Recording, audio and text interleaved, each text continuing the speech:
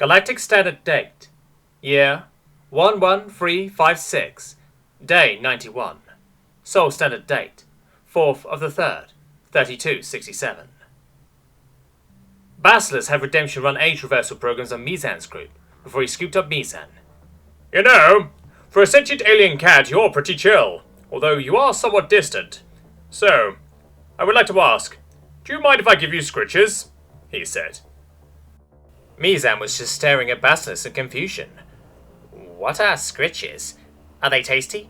Is it some form of upgrade? I need to know before you are given permission, she said. Basilisk smiled. Scritches are sorta like a massage. Nothing special, he said. Mizan's face was even more confused. You want to massage me? The Emperor of Man wants to personally give some random nobody Xeno a massage? Suspicious, she said, as she narrowed her eyes. Basilisk laughed. If there is a single man, woman, or child that doesn't want to even try and give you scritches at least once, they aren't human. We love cute things. For some reason, after the whole Eldritch event thing, this became even more true than it was before. We always imagined that we would move into a purge the Xeno scum kind of thought process. Well, we actually did the opposite. We gained a lot of love for the nicer things in life. Humanity united as one to love and live, he said. Mizan's eyes widened. You got attacked by those terrible creatures and your first reaction was to unite in love whilst, at the same time, you built these massive ships of death? Again, suspicious, but I will allow you to give me these scritches, she said with caution. Basilisk smiled. Yep, you're definitely a cat. I'm going to start with your ears, by the way, he said, as she reached his fingers down to her head.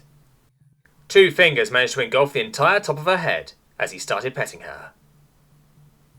Mizan couldn't take it.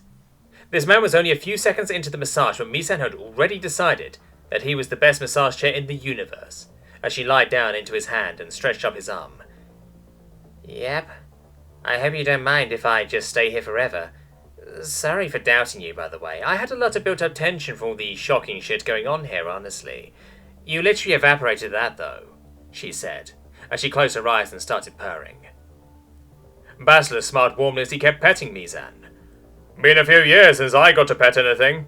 It was getting to me. Needed my fix, man, he said jokingly. Basilisk walked over to Saren, who was just mumbling to himself, and Haruhi leapt off at Basilisk, landing directly in front of Saren.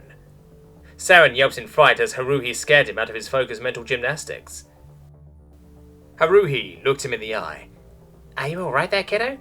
You've been mumbling to yourself for the last 15 minutes, she said. Saren just blinked a few times. What? 15 minutes? Wait. Why do I feel so light? He said, as the realization dawned on him. He had just absent-mindedly climbed into the Emperor's hand at the behest of Haruhi. He had literally missed the entire reversal process on his age.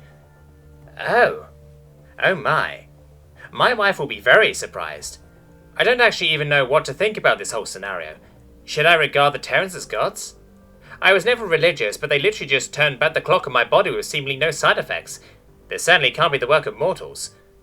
Also, how the hell do you keep talking to me? Your mouth hasn't even been moving, he said.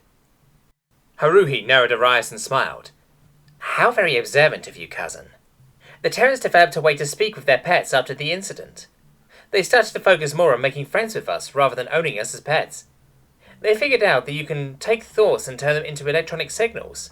From there, they began implanting chips into their minds as well as the minds of all the animals they called friend. These chips broadcast our thoughts to one another when we wish it so. However, you may be wondering why you can hear me.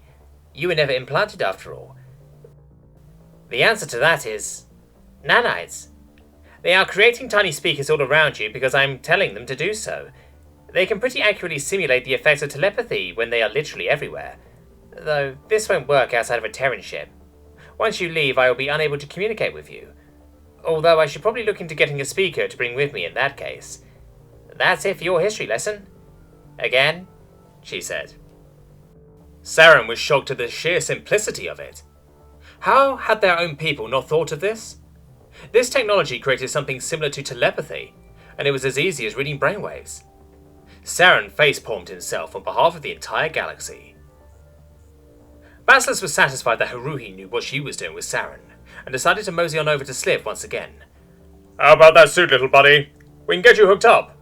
Already it should be done by now. I can go ahead and get the fabricator set up, but I don't have the technical know-how to pull up the custom designs and recustomize them to your specifications, he said. Sliv climbed up Basilisk's leg, heading up the sit on his shoulder. I would like to see the designs myself after you set up this fabricator, if that is fine with you, he said. Basilisk took his hand away from Mizan for a second to boop Sliv on the nose, before going back to Mizan, who was glaring at him. Of course, that's fine, little buddy.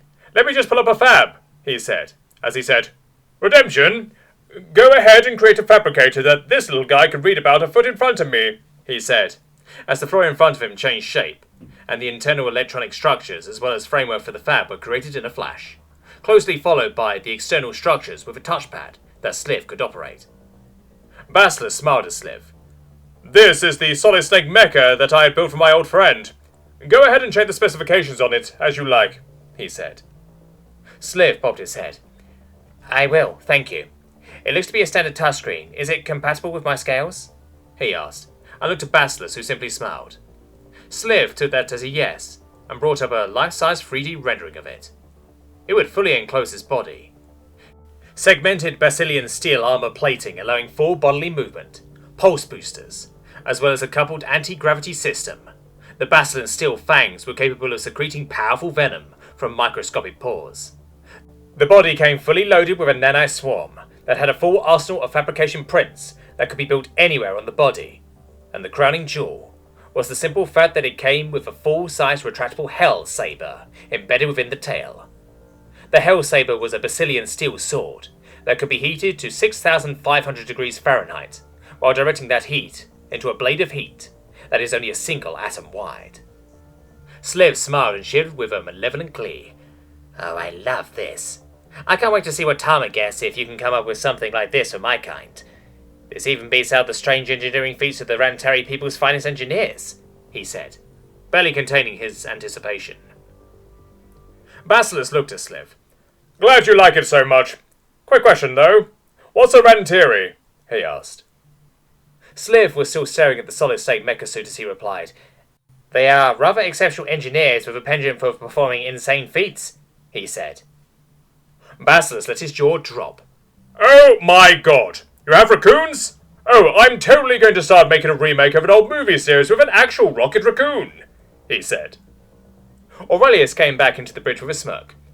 They won't be long, sire. He chose a rather quick option, he said, barely containing his laughter. Basilisk smiled. Here, take these two. Sliv wants the solid snake. Mizan wants a permanent massage human. In the meantime, I have to go figure out how we are going to transfer our fleets over into council space. First, I should at least let them know we are coming in. That time god fuck wants to hurt the floofies, so we are going to arm the floofies. I should also bring back their people when I go. Let me know when Tama is free. I need his memories of the council building if I'm going to be rifting my way in, he said.